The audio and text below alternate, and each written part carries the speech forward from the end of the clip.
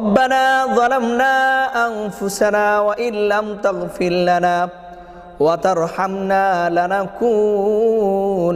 من الخاسرين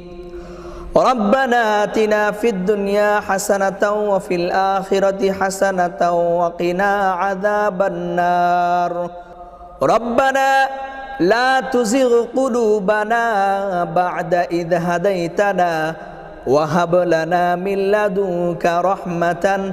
إنك أنت الوهاب اللهم أنت السلام ومنك السلام تباركت يا ذا الجلال والإكرام